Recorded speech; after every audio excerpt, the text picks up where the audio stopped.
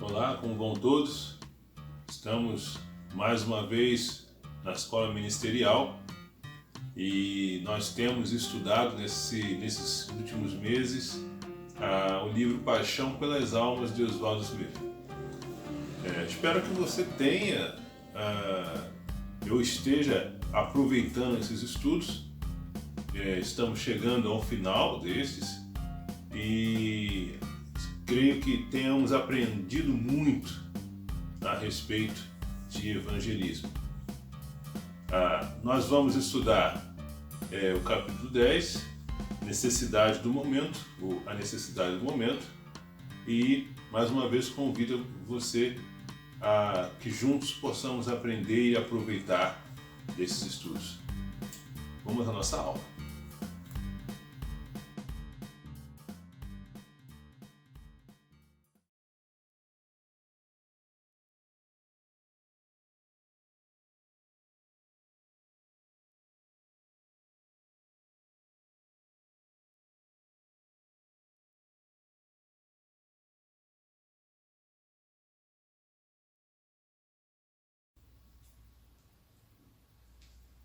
Você provavelmente leu, né, os textos que passaram antes de nós falarmos.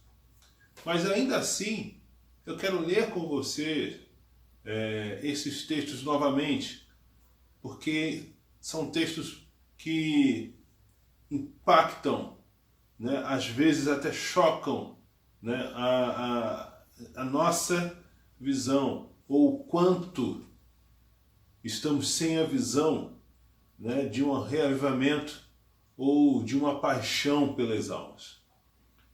O primeiro texto que pusemos foi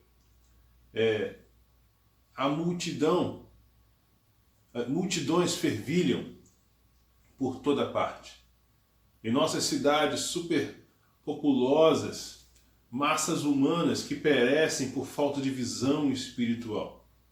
Povos sem Cristo, pessoas por quem Jesus morreu, gente que talvez jamais ouça a mensagem da salvação de Deus, a menos que nós, crentes, recebamos a visão espiritual das necessidades das massas. Muitas das vezes penso, e não sei se você vai concordar comigo, que falta a nós a visão das massas. É uma visão espiritual. É a visão onde você enxerga a necessidade do outro. Ora, nós vivemos num mundo cheio de necessidades. Temos necessidades de receber aquilo que queremos, de nos formarmos, de trabalharmos, de nos alimentarmos. Nós somos interligados, temos necessidade de notícias, temos necessidade de visualizações e uma série de coisas que envolvem a cada dia, né, essa nossa sociedade tão conectada, uma velocidade tão grande. Enfim, nós somos levados, né, a pensarmos nas nossas necessidades. Esses dias eu passei por um posto dos Correios e era uma fila imensa de muitas pessoas ali esperando a encomenda que compraram antes da pandemia e até aquele dia não tinha chegado. Então as pessoas estão ali, enfrentam filas porque tem a necessidade de receber aquilo que comprou. Enfim, temos diversas necessidades. Uma das coisas que neste mundo moderno tem enfatizado é como você precisa pensar em você mesmo. As mulheres empoderadas, os homens precisam ser revitalizados, buscar uma nova aparência, o físico, enfim, na sociedade moderna de hoje, na sociedade contemporânea, nós somos impulsionados a pensar em nossas necessidades e a necessidade do outro. Há algum tempo atrás, conversando com um rapaz, ele falou uma frase que é muito conhecida. Antes chora a mãe dele do que a minha mãe. Muito conhecido isso. Muito praticada em muitas das vezes na nossa sociedade. O outro, né, nós tivemos um exemplo durante essa pandemia, ainda que o vírus não tenha se dissipado, mas as pessoas não se interessando muito pelo outro, não se interessando muito pela dor do outro, buscando a sua satisfação. Lembro que já falei aqui outras vezes, no Facebook, eu até ando meio afastado, mas no Facebook você via claramente o desrespeito, a dor do outro. Enfim, temos pensado em nós mesmos. Mas ainda que nós pensemos em nós mesmos, também não temos enxergado a nossa real necessidade. Se não enxergamos a necessidade do outro, também não enxergamos a nossa real necessidade. A nossa real necessidade não é para este mundo, para esta terra. A nossa real necessidade é para uma vida com Deus. E se estamos perdendo esse foco, estamos perdendo a visão espiritual, a visão que Jesus Cristo trouxe para nós. Não é uma visão da terra, não é uma visão de coisas que acabam, mas uma visão muito além daquilo que estamos vendo agora. A segunda, e aí vamos a segunda imagem, há um desvio de finalidade. Deus nunca disse, aqui diz, que os pecadores deveriam vir até nós. Pelo contrário, ordenou que nós fôssemos a eles. Se assim é, por que acusamos de não virem até nós, quando a culpa, na verdade, é toda nossa, por nós não irmos até eles? Ambos os textos foram escritos e estão no livro Paixão pelas Almas, de Oswald Smith. Ele nos leva a uma reflexão. Ele nos traz uma reflexão. Nos conduz também a uma decisão. O que de fato é importante para mim? O que de fato é importante para o outro? Nossas igrejas estão cheias. Talvez algumas não.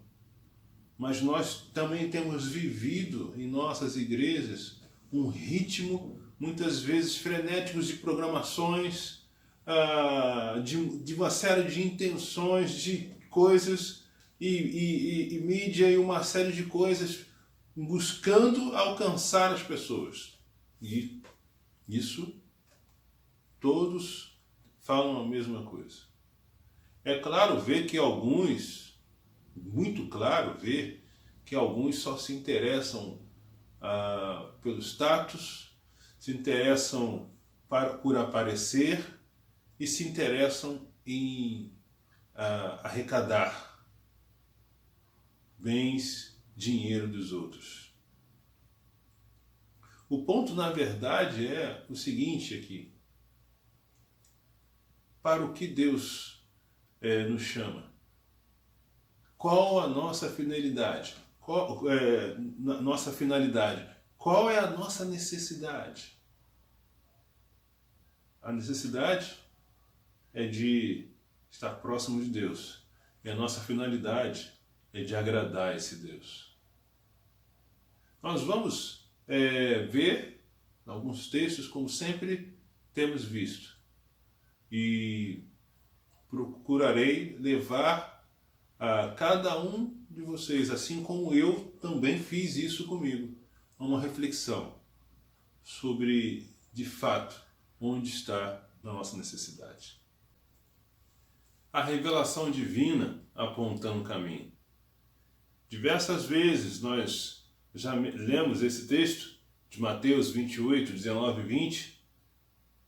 Nós vamos ler novamente agora, e diz o seguinte: portanto, vão e façam discípulos de todas as nações, batizando-os em nome do Pai, do Filho e do Espírito Santo, e ensinando-os a obedecer a tudo que lhes ordenei. E eu estarei sempre com vocês até o fim dos tempos. A necessidade do momento, como falamos, é estarmos perto de Deus. Sempre teremos essa necessidade. Eu tenho essa necessidade. Se você não tem essa necessidade, sugiro você rever as suas necessidades. Sua necessidade não é comprar um carro novo. Sua necessidade não é construir uma grande empresa. Sua necessidade não é ganhar muito dinheiro. Sua necessidade deve ser estar próximo de Deus. Bom, mas também aqueles que têm convicção disso também têm uma necessidade, que é o quê? Obedecer a esse Deus. A revelação divina é Jesus Cristo. Lembra que já citamos também esse texto? O verbo que se fez carne e habitou entre nós? Jesus é a revelação divina. E essa revelação aponta o caminho. Ele diz: eu sou o caminho, a verdade e a vida. Ninguém vem ao Pai senão por mim. E agora ele fala o seguinte: olha, deixa eu falar para vocês uma coisa. Eu estarei com vocês sempre, até o fim dos tempos, até o fim dos seus dias. Mas deixa eu falar para você o que eu quero de você. Faça discípulo. Vai, faça discípulo de todas as nações. Do Brasil, da China, Estados Unidos, Europa, África, Ásia, Oriente Médio, de todas as nações. Aí como eu vou fazer isso? Ensinando-os a obedecer a tudo que lhes ordenei. Irmãos, essa escritura, quando Jesus Cristo falou para os seus discípulos. Bom, eu estava junto com aqueles lá, pela fé. Mas hoje estou aqui e a ordem de Jesus é a mesma. Não mudou. Ensinar a obedecer aquilo que ele ensinou, aquilo que ele ordenou. Ele não está falando assim, olha, ensine a religião, ensine a doutrina, ensine aquilo que eu ordenei. Olha, se eu quero ter uma visão espiritual, se eu quero ter real visão espiritual, nenhuma não, a real visão espiritual de Deus, eu preciso estar dentro dos ensinamentos e das ordens de Jesus Cristo. Se eu quero ter a visão pelos outros, eu preciso estar dentro desta ordem, desses ensinamentos de Jesus Cristo. Não há outra forma. Você até pode escolher qualquer outra coisa que você quiser, mas a real forma é essa. Então, se você escolhe outra coisa, é você que escolheu. Se você tem outra ideia, se você tem outra coisa que você queira fazer, tá, faça. Mas aquilo que Jesus Cristo mandou está aqui. Ele está apontando para cá. Então não tem outra forma de eu te dizer, olha, quer seguir Jesus Cristo? Então faça o que você quiser. Não vou falar isso. Mas vou dizer, quer seguir Jesus Cristo? O caminho é esse. Sim, é assim que é.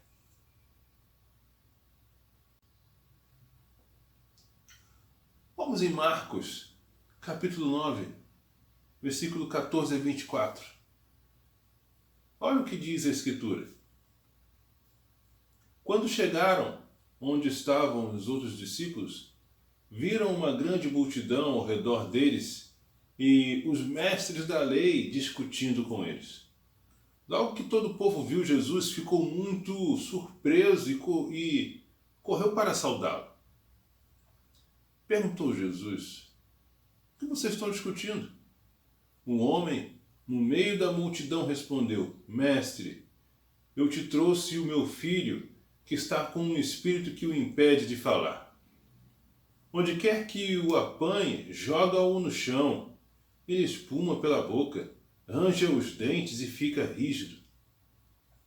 Pedi aos teus discípulos que expulsassem o espírito, mas eles não conseguiram.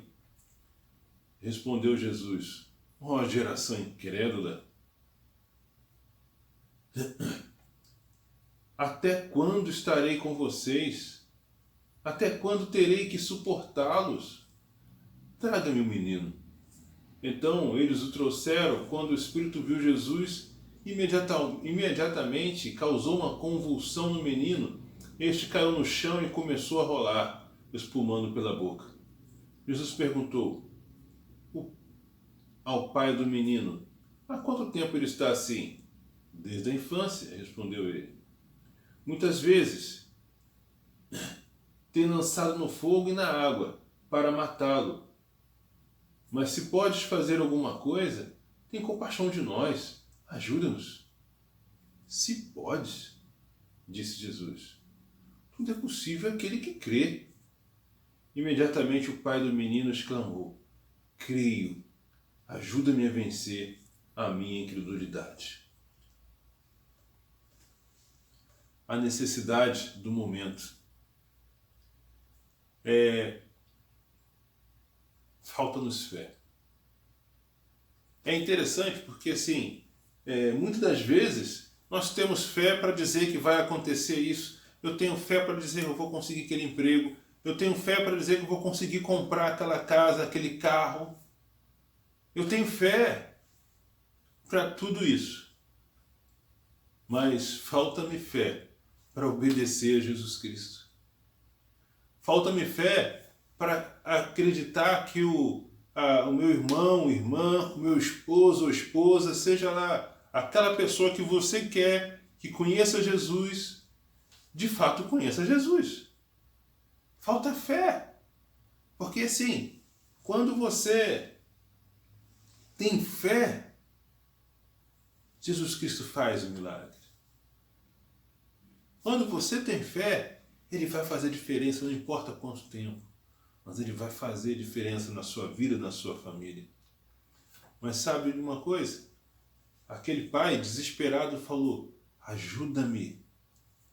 Ajude-me a vencer a minha incredulidade. Já passou por algum momento assim? Eu já passei mais de uma vez por esse momento. E às vezes ainda sou tentado a faltar fé.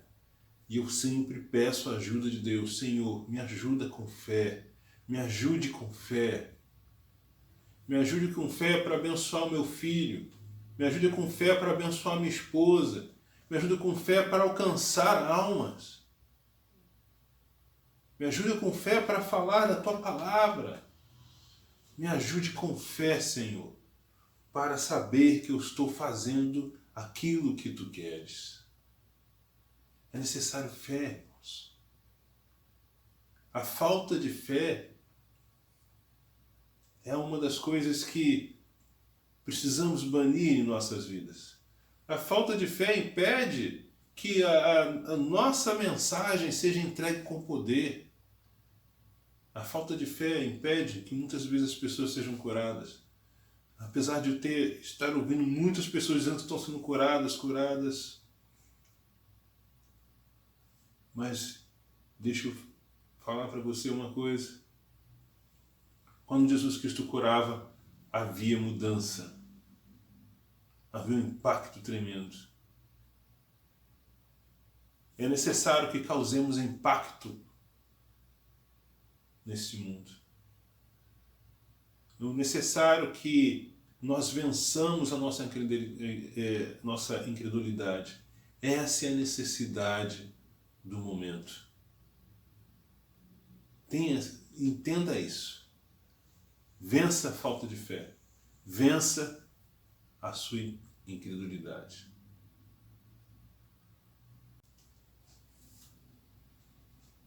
A necessidade do momento. Escuta uma coisa. Deus não está procurando pessoas perfeitas. Ele não está procurando pessoas que nunca pecaram. Isso não é real. Na realidade, ele procura pecadores. Na verdade, ele procura pessoas até mesmo imperfeitas. Mas o que ele procura, principalmente, é pessoas que decidem adorá-lo em espírito e em verdade. Nós já falamos sobre isso, mas, repetindo, em espírito, porque você é através do Espírito de Deus que habita no teu espírito. E em verdade, porque é através da palavra dele. João 4, 23 e 24, ele diz: no entanto, está chegando a hora, e de fato já chegou, em que os verdadeiros adoradores adorarão o Pai em espírito e em verdade. São estes os adoradores que o Pai procura. Deus é espírito e é necessário que os seus adoradores o adorem em espírito e em verdade. Deus está procurando esse tipo de pessoas. Ele não está procurando pessoas que se acham boas demais. Ele não está procurando pessoas que se acham poderosas. Ele está procurando pessoas que querem agradá-lo.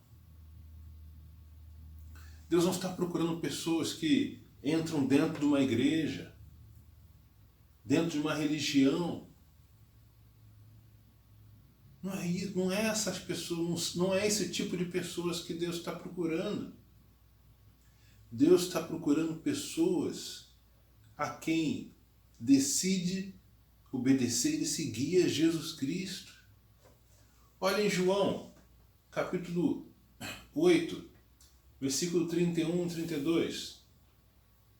Disse Jesus aos judeus que haviam crido nele: se vocês permanecerem firmes na minha palavra, verdadeiramente serão meus discípulos e conhecerão a verdade, e a verdade os libertará. Irmãos, esse texto foi usado diversas vezes nos últimos meses. Conhecereis a verdade os libertará. Só há uma verdade espiritual, que é Jesus. Você até pode ter a sua verdade. Você pode ter a verdade que você quer acreditar. Eu não vou poder tirar isso de você. Mas deixa eu falar para você a necessidade de uma vida espiritual, a necessidade do momento, de uma vida espiritual com Deus. Só há uma verdade, que é Jesus Cristo. Os judeus, sempre bem conhecidos como pessoas que têm no judaísmo, né, a sua crença, a sua fé, eram pessoas religiosas. Seguiam a lei de Moisés. Esses judeus no qual Jesus Cristo falou haviam crido em Jesus, haviam rompido ou estavam prestes a romper com esse judaísmo. E Jesus falou para eles: se vocês me obedecerem aquilo que eu ensino, vocês vão ser de fato meus discípulos. E aí então, você vai conhecer a verdade. E ela vai te libertar. Verdade, para você conhecer, você precisa se debruçar nela. Jesus Cristo está dizendo: tenha um relacionamento comigo e você vai conhecer a verdade que vai te libertar. Deus não procura religiosos. Deus procura pessoas que querem obedecê-lo, que quer seguir a Jesus. Deus não está à procura de pessoas superficiais. Ele procura pessoas que desejam ter um relacionamento com Ele. Olha João 14.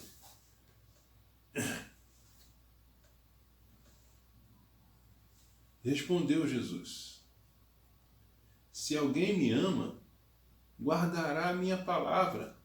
Meu Pai o amará, nós viremos a ele e faremos nele morada. Versículo 23. Né? E versículo 24 agora. Aquele que não me ama, não guarda as minhas palavras. Estas palavras que vocês estão ouvindo não são minhas, são do meu Pai que me enviou. Faremos nele morada. Isso significa o quê? Intimidade. Deus procura pessoas que querem ter intimidade com Ele.